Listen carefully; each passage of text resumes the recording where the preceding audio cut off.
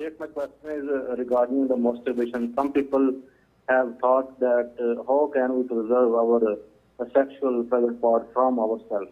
And they give reference of this and they say it is used in Abu Dawood where the Prophet saw one man who touched his private part and Prophet not said anything. Prophet said it is his private part. Secondly, they said that a prohibition of masturbation is not directly mentioned anywhere in Quran of this. Please beat the bush on this topic and give a neat evidence that masturbation is haram.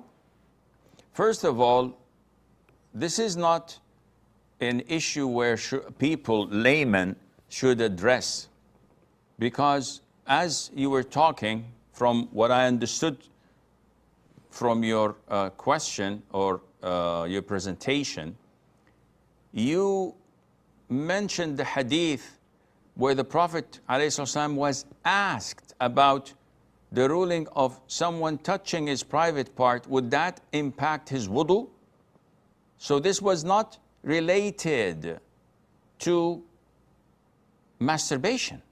Definitely, it was over a specific issue, which is to deal with the issue of whether it impacts the wudu or not. And definitely, the Prophet's answer, alayhi salatu wasalam, was crystal clear, and that it does not impact the wudu.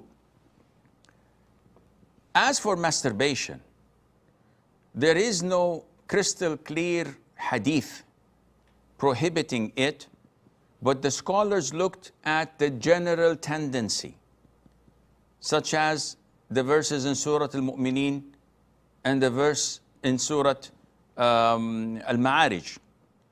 And Allah said that those who preserve their chastity, their private parts, except from their wives and their right-hand possessions, meaning that they do not transgress in seeking sexual pleasure except with these two. And Allah said, and whoever does other than that would be considered to be transgressing. And the scholars looked at this ayah, and this is why they're scholars, because they understand. Their understanding of the Quran and the Sunnah is complete. Unlike laymen who don't even speak Arabic, who don't even know how to probably wash themselves after answering the call of nature, and then they want to give, subhanallah, verdicts on masturbation and big issues of Islamic fiqh without the proper knowledge. How is this possible? You don't even know Arabic. So these scholars considered masturbation a form of transgression. Medically, it is harmful. Islamically, the majority of scholars say it's haram. So what else do you want us to say? Now, people who are looking for a loophole to justify their sins, they'll find what justifies their sins, even if it is doing crack or meth or drugs.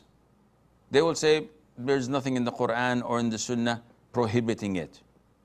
On the contrary, whatever is grown on the ground, it's from Allah Azza wa Jal, we can consume it. Sick analogy, because they're following their whims and desires. We can't help such people, akhi, at the end of the day.